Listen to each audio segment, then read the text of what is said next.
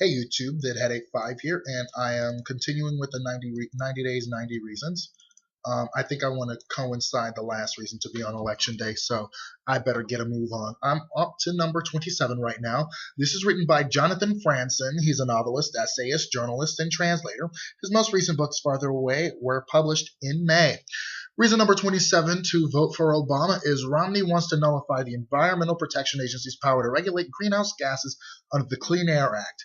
The Clean Air Act, as it stands, is projected to result in a net improvement of 30 to 1 in U.S. economic growth with $2 trillion in benefits, which would be the same amount that Romney wants to use on the military, more than the military is asking for. And I put that note in there. If you've read the other reasons on the site, you'll have noticed that only one of them is vaguely connected to the environment. Obama's success in mandating better vehicle fuel efficiency. While there's no whitewashing the fact that his presidency hasn't been a green one, at least not yet, our opportunity to elect a genuinely green president was in 2000, an opportunity torpedoed, this really bears repeating, by the Green Party candidate.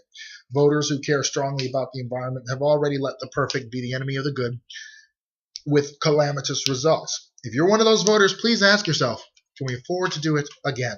I never expected Obama to be actively environmentalist. He was a senator from a big coal-producing state, and so I've been less prone to disappointment with him than my progressive friends have been. What he has been, demonstrably, is passively environmentalist. Unlike his predecessor, he's left our country's pretty good system of environmental use and land use protections in place. And what he's seen an opportunity to do the environment a good turn without paying too steep a political price, as when he delayed a decision on the disastrous Keystone Oil Sands pipeline, he's taken it. If you hoped Obama would expend political capital on transformative climate change legislation, I can understand your disappointment, but your hopes seem to me to be misplaced. I think he did the right thing in making the Affordable Care Act the centerpiece of his first term, and the economic catastrophe he inherited from George Bush made it simply impossible for him to take on climate change as well. But I do have some hope that he'll do it in a second term. He's trying to do very hard to do what's best for the country, and he's a smart man. And a smart man can see climate change is a serious long-term threat. So give Obama a C+, or even a just a C on the environment if you like, but consider Mitt Romney, if he's elected, will nullify soundly based decisions by the EPA. He will continue to pretend that the science of climate change is uncertain.